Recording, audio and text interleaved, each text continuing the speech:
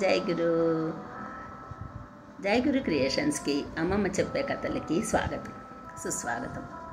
ఈ కథ శ్రీ శ్రీ పరమహంస యోగానంద గారు చెప్పిన కథ.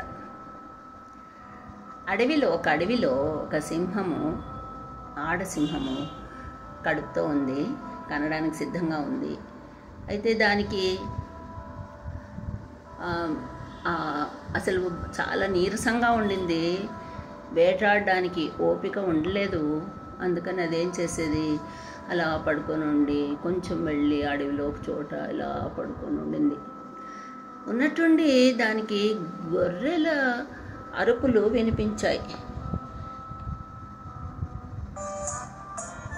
ఎలా అరిపించాయి, ఎలా తెలుసా? అలా ఎలా అని ఆ గొర్రెల అరుపులు వినిపించాయి. వినిపించగానే అదేం చేసింది,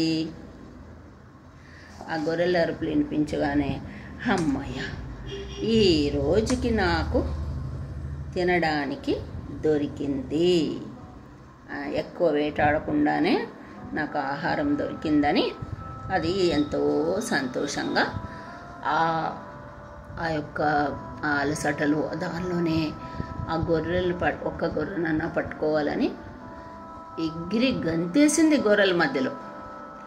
అది మర్చిపోయింది, తను అప్పుడే బిడ్డను కనేటట్లుగా ఉంది అనే సంగతి కూడా మర్చిపోయి ఆ ఎగరడంలో ఏమైపోయింది, తను గొర్రెను పట్టుకొని వెళ్ళిపోయింది, కానీ తన పిల్ల ఆ గొర్రెల మధ్యలో పడిపోయింది, కనేసింది. తనకి తెలియలే అసలు.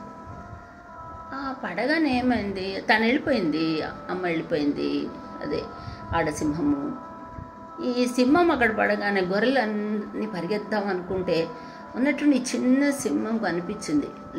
పాప, చిన్న బిడ్డ, సింహం బిడ్డ కనిపించగానే అవన్నీ వాటితో అంటే అది కూడా తమ దీనిలాగా దాన్ని తమతో పాటుగా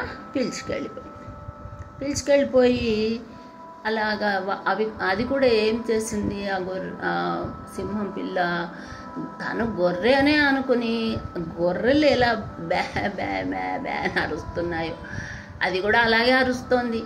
వాటితో చేరింది, గడ్డి తింటోంది, వాటితోనే కలిసిపోయి ఉంది. ఎన్నో సంవత్సరాలు, ఒక 2-3 ఏళ్ళు అయిపోయింది. అది అలాగే ఒక గొర్రెలాగే ఉంది, గొర్రెలతో కలిసిపోయి గొర్రెలాగే ఉంది. అయితే ఒకరోజు ఏమైందంటే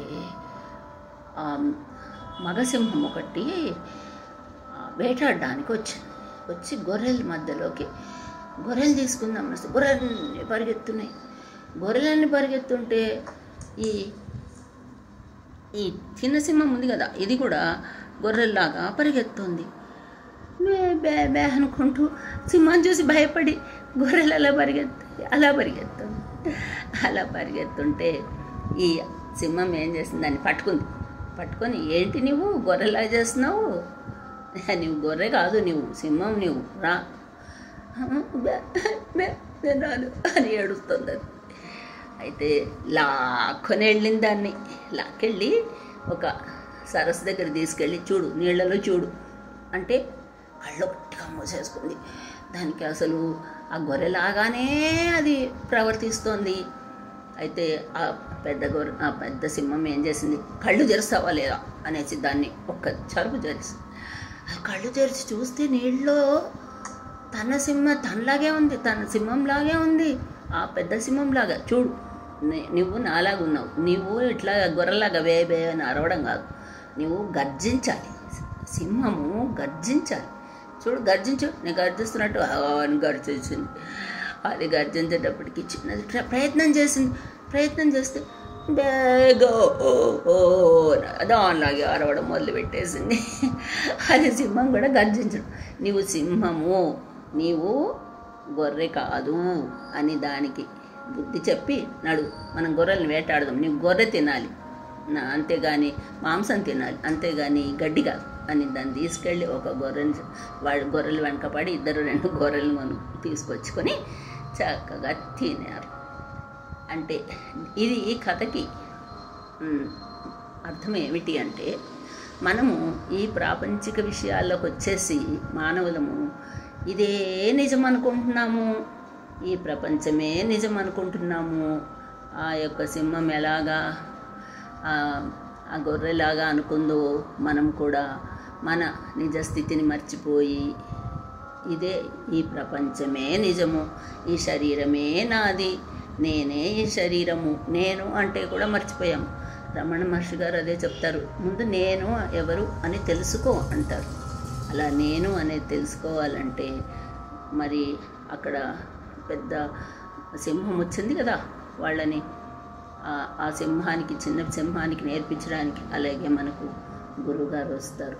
గురువుగారు మనల్ని తీసుకొని మనం ఎవరము అనేది నేర్పిస్తారు. మనం ఎవరము?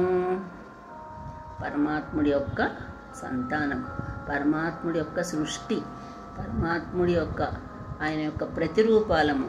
మన నిజస్వరూపం ఏమిటి, మన నిజస్వరూపమైన ఆత్మ ఏంటి అనేది గురువుగారు నేర్పిస్తారు.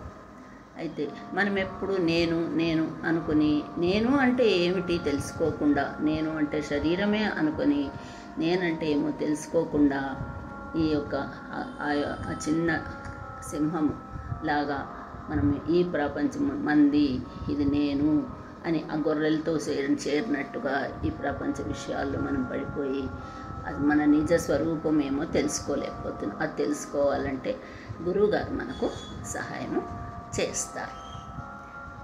ఇది గురువుగారు పరమహంస యోగానంద గారు చెప్పిన కథ. అదే మనం తెలుసుకోవాలి, మన నిజ స్వరూపం తెలుసుకోవాలి. రమణ మహర్షి గారు చెప్పినట్టు నేను అంటే ఎవరు అని తెలుసుకోమంటున్నారు. నేను అంటే ఎవరు అంటే నేను ఆత్మస్వరూపుణ్ణి, పరమాత్ముడి యొక్క ప్రతిరూపాన్ని అని మనం తెలుసుకోవాలి. జై గురుదేవ, జై గురుదేవ, జై గురుదేవ.